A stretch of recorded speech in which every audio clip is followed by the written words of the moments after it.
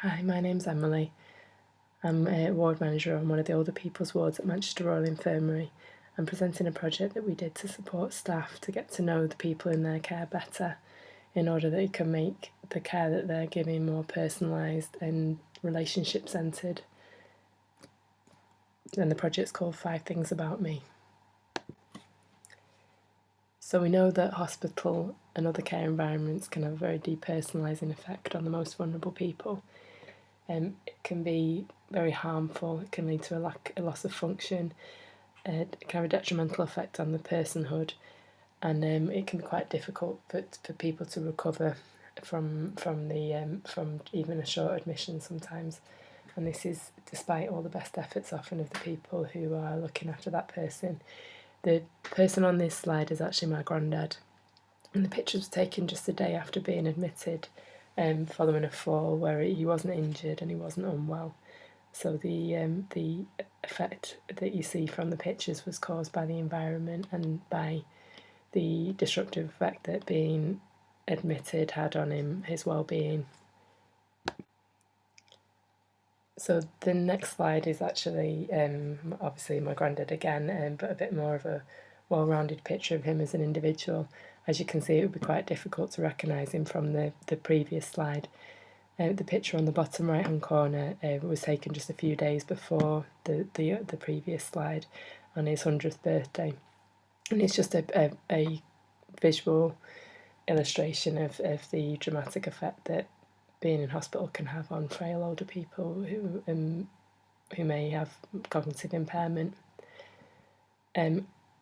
As a bit of background to the why we started the project, I've always been really interested by the what determines whether people have a good experience or a bad experience, and it always seems that if people go to when people, particularly vulnerable people, are admitted to an area where they're known and they feel known, they have a good experience and their care seems to be better.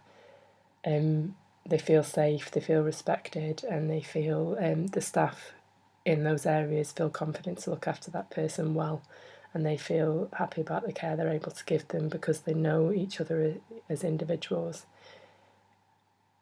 Obviously, this type of relationship takes time to develop, and it also takes skill from staff who are able to build those therapeutic relationships. And sometimes when in busy hospital environments, people don't always have the time to do that, and also some of these staff maybe don't feel confident to build those bridges with people who may be much older or from a different background to them. So I was interested in looking at how we support people to do that more effectively and maybe store the information that's gained when people do have that time and that skill better. So then people everyone who looks after that person in every setting can then have some access to that information to support them to build that relationship and support the person to feel known and respected. So the What Matters to You approach is enshrined in the NHS long-term plan, and we are committed to ensuring that the care that we offer reflects outcomes that matter to the people that we're caring for. So as part of the development of this project, we looked at the paper and we were interested to see that the wider concept is who are you and what matters to you, because it is important to know the person that we're looking after and have a bit of knowledge of their life experience as context to what matters to them. And it means that we can understand their priorities better, which supports our ability to help them achieve those priorities.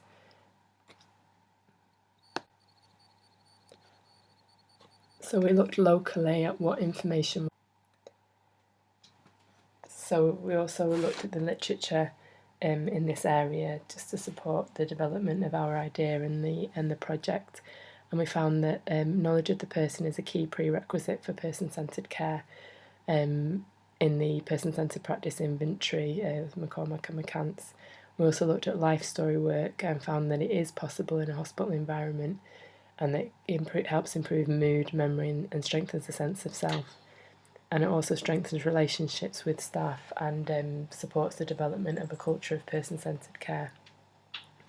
We also found that to be successful, life story work needs managerial and family support, and it also needs a good technological solution which helps it to be completed effectively, and it helps it to be accessible to the staff who need it to help develop those relationships.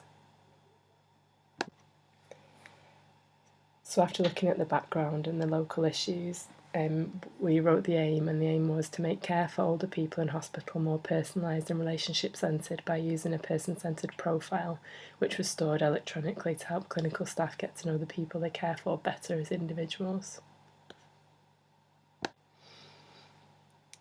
So this was our driver diagram. So the key drivers were staff engagement of older people and their families, and a supporting infrastructure.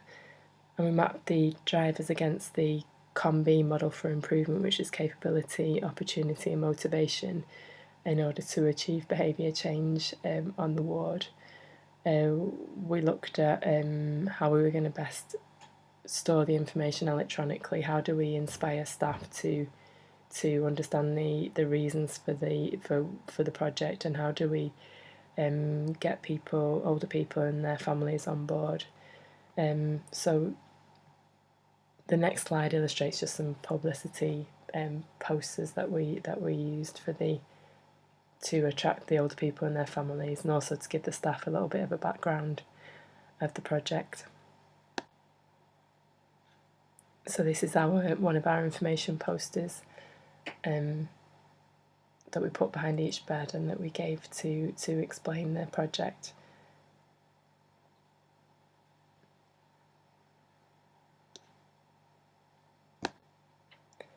So here's an example of one of the completed profiles. This lady and her family consented to sharing this. This lady had previously been a dancer, and she was in show business. She was a very flamboyant lady. She loved painting. She went to art college, and she used to ride a red motorbike. She also was an animal lover and loved her cat, Misty. So this lady had several admissions in our ward, and by the last admission, she was very frail and unable to really express her identity, unable to converse more than just a few words. So having this background information about her really helped people to give her that holistic care and to get to know the person behind the patient.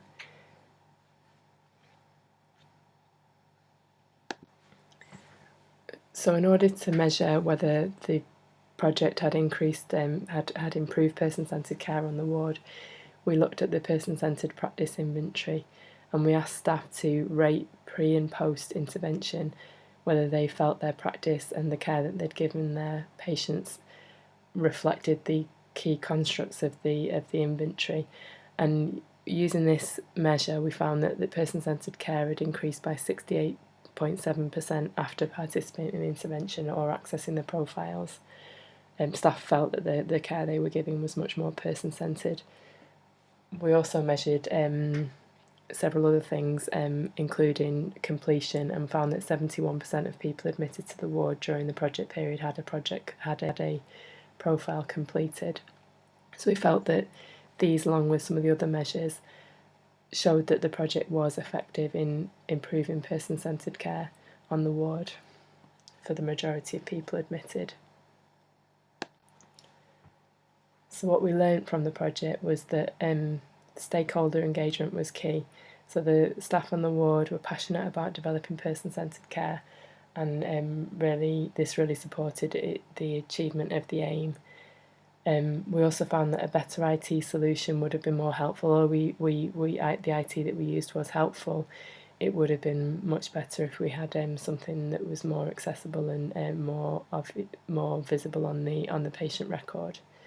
We also felt that for the project to be truly person-centred, it needs to be led by the person. So really, we should be trying to reach out to people before they're unwell, before they're in hospital, to say, is there any information you'd like to share with us to help us to get to know you better as an individual if you aren't able to express yourself because of illness or injury or frailty? So we felt that it was important to reach out to colleagues in the community about this. And future plans is to present the project locally, which we've been doing, and to spread the word, to write the project up for publication, which I've done, and we're just waiting to hear back if that is going to be published. And also to use social media to publicise the idea and present to a wider audience, which is what we're doing. So I hope you enjoyed the presentation. Thank you very much for listening.